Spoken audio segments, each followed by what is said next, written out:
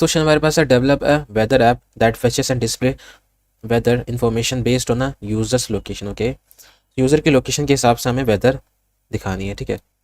Okay so ठीक है, location दिखा देंगे, कोई मसला नहीं है इसमें। देखिए ऐसे करते हैं, नॉर्मल नॉर्मल वेदर आप तो देखा होगा ना, लेकिन यूज़र के लोकेशन के हिसाब से दिखाना है यहाँ पे, ठीक है। तो 12 के बाद 13 हो गया हमारे पास, अब ये हमारे पास 14 है, तो इसका नाम रख देते हैं 14, FOUR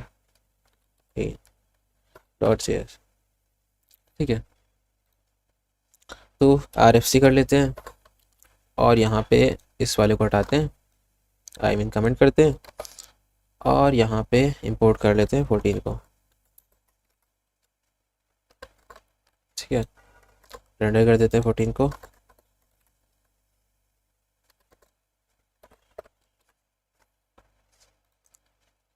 अब देखते हैं कैसे काम करेगा। तो सबसे पहले तो हम लोग क्या करते हैं, एक वो स्टेट सेट कर देते हैं, तो कॉन्स्ट वेदर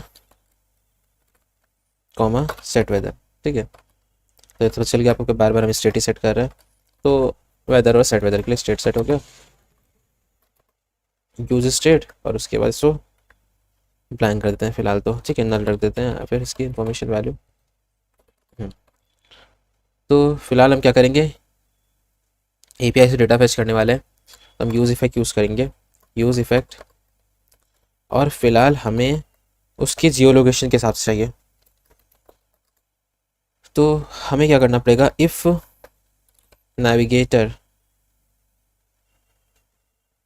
ठीक है, if navigator dot Jio location, तो इससे क्या है कि हम यूज़र के वेब से जियो लोकेशन निकाल रहे हैं, ठीक है, उसकी, ठीक है। अगर जियो लोकेशन दे रखी है तो नेविगेटर डॉट जियो लोकेशन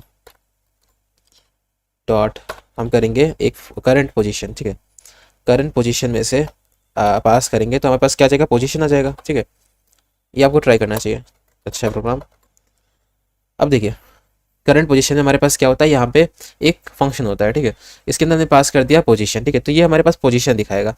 इस पोजीशन के जरिए हम अलग अलग जगह जा सकते हैं, उसके लैटिट्यूड पे, लॉन्गिट्यूड पे, ठीक है।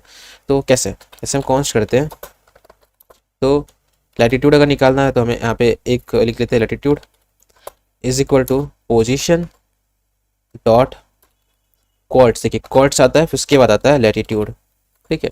सेम यहाँ पे लॉन्गिट्यूड के लिए हम क्या करेंगे, हमें पता है लैटिट्यूड लॉन्गिट्यूड से हमारे पास टाइम निकलेगा, तो अब यहाँ पे लॉन्जिट्यूड कर देते हैं,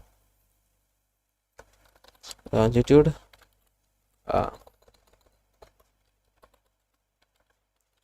ठीक है।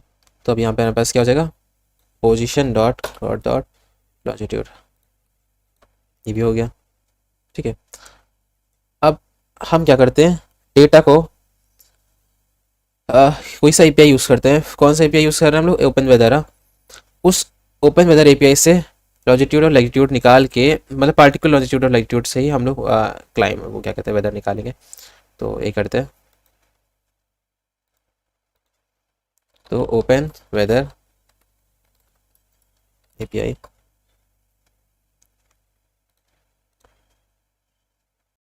ओके मैं लॉगिन हो गया यहाँ पे, API क्या उठाते हैं अपनी, ओके मैंने इतनी सारी API की बना रखी है यहाँ पे, हटा देते हैं इसको, अदरवाइज दिक्कत पड़ेगी, ठीक है। आपके सामने मैं जनरेट कर देता हूँ, इन सबको तो हटा ही देता हूँ, यहाँ पे तो मैं लिख देता हूँ API नाम से जनरेट कर देता हूँ, ठीक है। ये देखिए API जनरेट हो गई, और पुरानी वाली हटा देता हूँ, कोई API।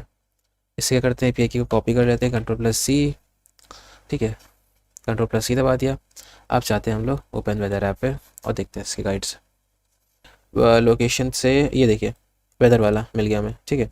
कॉपी कर लेते हैं इसको, कॉपी करते हैं और अपने में जाते हैं, यहाँ पे फेच कर लेते हैं डेटा, तो फेच फ्रॉम दिस लोकेशन, ठीक है।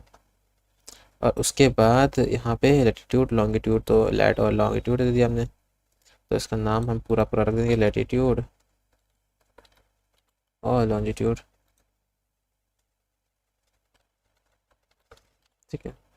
लेकिन लेकिन लेकिन लॉन्जिट्यूड ऐसे अब हमें नहीं लिखना पड़ेगा, यहाँ पे हम लोग यूज़ कर लेते हैं बैकटिक, ताकि हम लोग इस वेरिएबल को ले सकें, और यहाँ पे ऐड $साइन लगाते हैं ताकि ये कैसा वेरिएबल ले लेगा, और ये लैटिट्यूड और लॉन्जिट्यूड जो है ना ये यहाँ पे आ जाएगा। ठीक है, अब एपीआई की डाल देते हैं, अपनी एपीआई की ले लेते हैं, माई एपीआई की, Ctrl+C, कॉपी, यहाँ जाते हैं, यहाँ पे आते हैं, अपनी एपीआई की पेस्ट कर देते हैं। ठीक है, तो अपनी एपीआई की भी यहाँ पे हो गई है। अब क्या करते हैं, इसके बाद हमें मिलेगा देन रिस्पॉन्स, तो डॉट देन रिस्पॉन्स, और ये जो रिस्पॉन्स होगा इसमें हम करते हैं रिस्पॉन्स डॉट जेसन।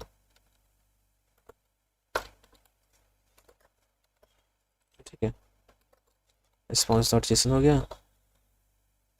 नेक्स्ट हमारे पास डॉट देन, हम यहाँ पे डेटा ले लेंगे, डेटा मिलेगा हमें जो भी, और उससे क्या करेंगे, सेट वेदर, यहाँ पे डेटा लिख देते हैं। डेटा तो आगे यहाँ पे हमारे पास सब कुछ हो गया, डेटा फैच भी हो रहा है, एपीआई भी हमने लगा दी। अब इसको रेंडर कर देते हैं, वैसे तो ब्लैंक डिपेंडेंसी भी चला देते हैं, अदरवाइज एरर आएगा। उसके बाद यहाँ पे रिटर्न कर देते हैं इसमें कि अगर वेदर है, ठीक है, लोडिंग भी दिखा देंगे अगर वेदर नहीं आ रहा है तो, क्योंकि डेटा फैच होते समय कई बार टाइम लगता है। तो यहाँ पे डिप चलाते हैं, ठीक है, और डिप यहाँ पे क्लोज कर देते हैं।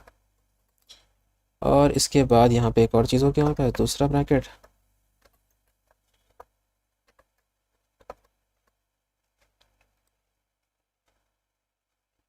ठीक है, यहाँ पे भी एक टिप चला देंगे, आई थिंक पी टैग पे लिख देंगे नॉर्मल से, कि अगर डेटा, अगर ये वेदर नहीं आ रहा है तो लोडिंग दिखा देंगे ना ऐसे, लोडिंग। ठीक है, और अगर वेदर आ रहा है तो हम क्या करेंगे, यहाँ लॉजिक लिखते हैं इजली, S2 टैग लिखते हैं, और यहाँ पे करंट वेदर, ठीक है, और यहाँ पे पी टैग पे को बस टेम्परेचर दिखा देता हूँ। ठीक है, टेम्परेचर जहाँ मैं हूँ वहाँ का टेम्परेचर, अब आप गेस करना है कि मैं कहाँ हूँ। ठीक है, तो weather dot main dot temperature, ठीक है, एपीआई देखेंगे आपको तो मिल जाएगा मेन डॉट, जब अगर आप यहाँ कंसोल कर लेते तब भी आपको दिख जाता है कि ये मेन डॉट टेम्परेचर से निकलेगा हमारे पास। उसके बाद हमारे पास नेक्स्ट चीज़ क्या है, वेदर दिखा सकते हैं हम लोग, कंडीशन क्या है वेदर की, तो मैं ऐसे कर सकता हूँ, कंडीशन दिखा देता हूँ वेदर की, कंडीशंस की weather dot weather 0th index,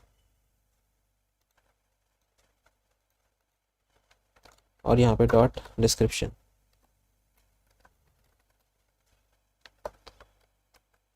weather dot weather 0th index description. Okay, यहाँ पे रिस्पॉन्स की स्पेलिंग गलत है, इसको सही कर लेते हैं, यहाँ पे इंपोर्ट हो गया रिस्पॉन्स, इसको भी सही कर लेते हैं। देखिए लोडिंग आ रहा है, अब हमारे पास ऐसे जैसे लोडिंग हो जाएगी हमारे पास डेटा आ जाएगा। आई थिंक ये लोकेशन बंद है, ठीक है, लोकेशन खोल दी मैंने, अब रिलोड करते हैं। ये देखिए आ गया करंट वेदर टेम्परेचर 306.27 और हेज़। ठीक है, अब इसको अगर आपको कन्वर्ट करना तो कन्वर्ट कर सकते हैं। ठीक है, ये टेम्परेचर हमारे पास आ रहा है, इसको कन्वर्ट भी कर सकते हैं, गलत फॉर्मेट में आ रहा है।